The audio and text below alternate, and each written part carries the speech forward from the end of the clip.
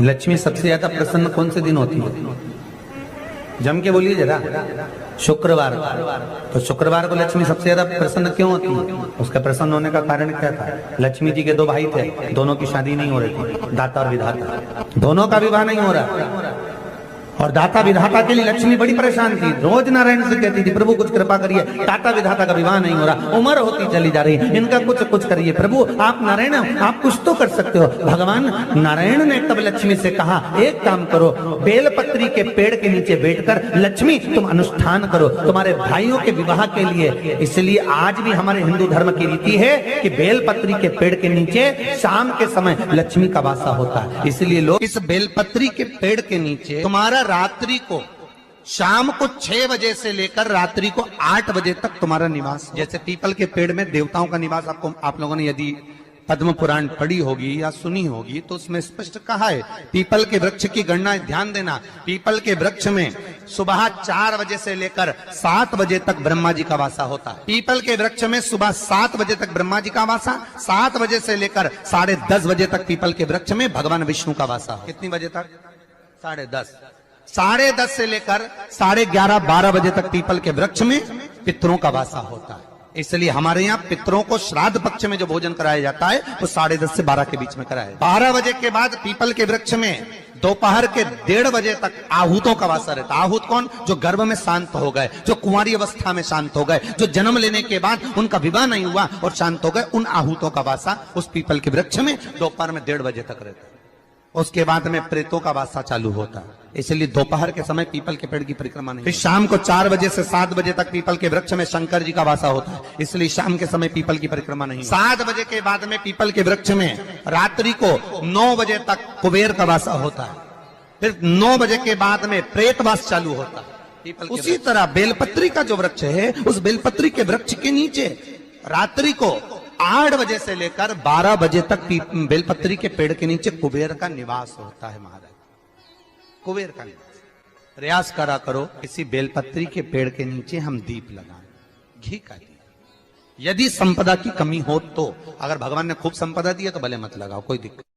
महामृत्युंजय मंत्र का यदि आप जाप करते और आपको मालूम पड़ गया कि शरीर में मुझे ये रोग हो गया है, मुझे शुगर हो गया है, मुझे बीपी हो गया है, मेरा ब्लड प्रेशर ऊंचा नीचा रह रहा है, कोई भयंकर रोग, मेरे रिश्तेदार को कोई कैंसर जैसा रोग हो गया, किसी को कोई थायराइड हो गया, किसी को कोई किडनी और लीवर में सूजन हो गई, किसी को कहीं किडनी और लीवर में तकलीफ हो गई, तो शिव महापुराण की कथा कहती है, नवग्रह शिव महापुराण की कथा कहती है कि बेलपत्री के वृक्ष के नीचे महामृत्युंजय मंत्र का जाप जो शुक्रवार की शुक्रवार घी का दिया लगा कर करता है, उसके रोग बाबा देवाधिदेव महादेव समाप्त करते चले जाते हैं। ये संजीवनी मंत्र शुक्रवार के दिन भगवान शंकर को शुक्र को दिया था, इसलिए उसको शुक्रवार के दिन बेलपत्री के वृक्ष के नीचे बैठ घृत का दिया लगाकर शरीर में जो रोग है उसका स्मरण कर कर शंकर जी से विनय कर कर, हे भोलेनाथ आपने शुक्र देवता को संजीवनी मंत्र दिया है, तो क्या आप मेरे को वो मंत्र प्रदान नहीं करोगे? मेरे रोग, मेरी बीमारी, मेरे दुख को आप नहीं हरोगे? शिव से कहो ये शरीर आपने दिया है और भजन करने के लिए दिया है, स्मरण करने के लिए दिया है, कीर्तन करने के लिए दिया है, तो संभालोगे भी आप। और बेलपत्री की ओर मुख कर कर घी का दिया लगाकर महामृत्युंजय मंत्र का स्मरण कर लेने पर धीरे धीरे धीरे धीरे धीरे धीरे वो रोग समाप्ति की ओर। शंकर भगवान को तुलसी नहीं केवल एक बैकुंठ चतुर्दशी के दिन चढ़ती है, वो भी रात्रि के समय पर 12 से 4। शंकर भगवान को तुलसी नहीं चढ़ती।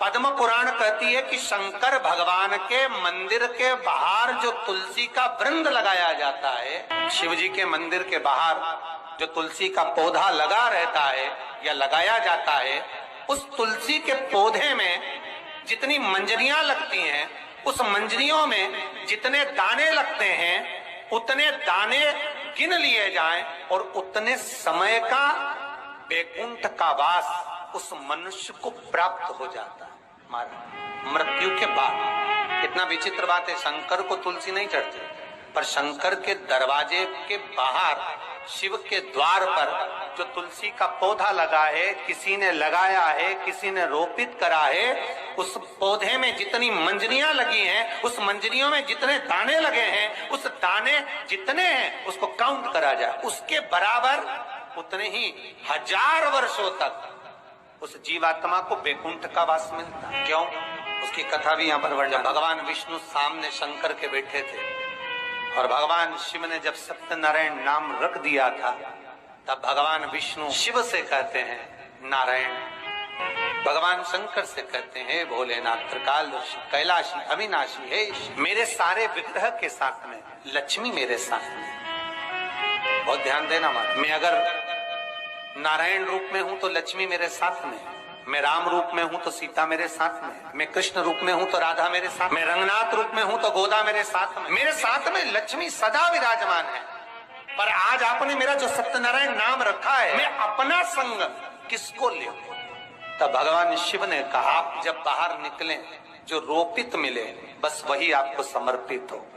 तुलसी का पौधा रोपित था, उस तुलसी के दल को भगवान नारायण ने अपना संग बनाया। और बहुत ध्यान देना, सत्यनारायण की कथा हो, चाहे भागवत की कथा हो, चाहे विष्णु पुराण की कथा हो, इन सभी कथाओं में सबसे ज्यादा प्रसाद की महत्वता नहीं है जितनी तुलसी के दल की महत्वता है।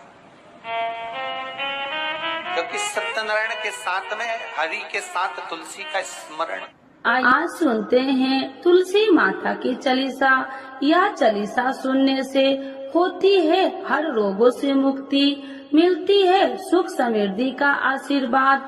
तो एक बार बोलिए प्रेम से विष्णु भगवान की जय, तुलसी माता की जय, भगवती माता की जय। श्री तुलसी महारानी करु विनय सिरनाय, जो मम हो संकट विकट दीजे मात नसाय। नमो नमो तुलसी महारानी, महिमा अमित न जाए बखानी। दियो विष्णु तुमको सम्माना, जग में छायो सुयस महाना। विष्णु प्रिय जय जयंती भवानी, तिहु लोक की हो सुख खानी। भगवत पूजा करे जो कोई, बिना तुम्हारे सफल न हो। जिन घर तब नहीं होए निवासा, उस पर करे विष्णु नहीं वासा।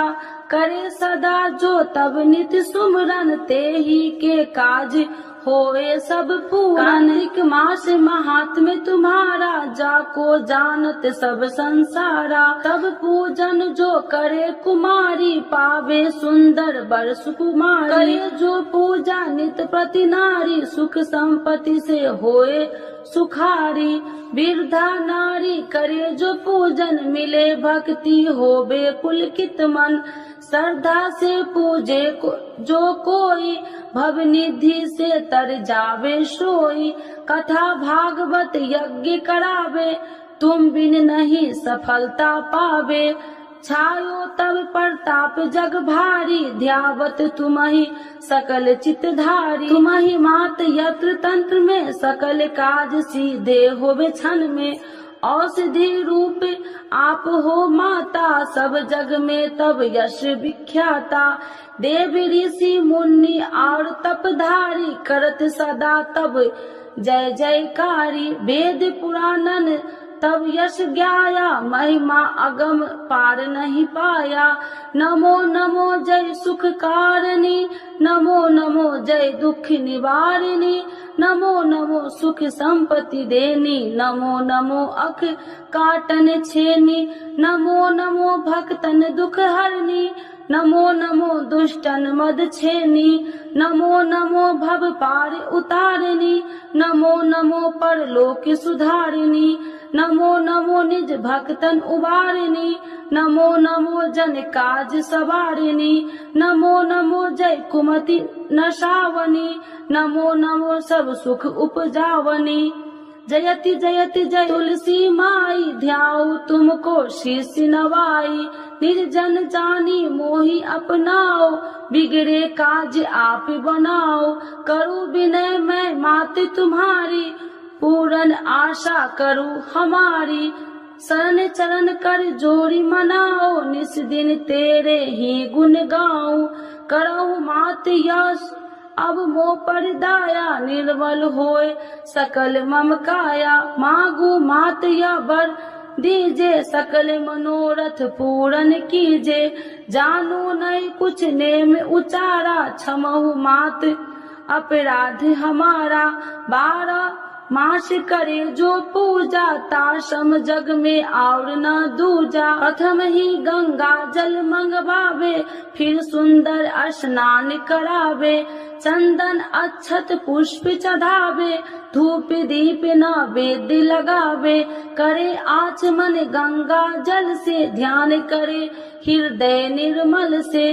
पाठ करे फिर 40 की, स्तुति करे माते तुलसी की। यह विधि पूजा करे हमेशा, ताके तन नहीं रहे कलेशा।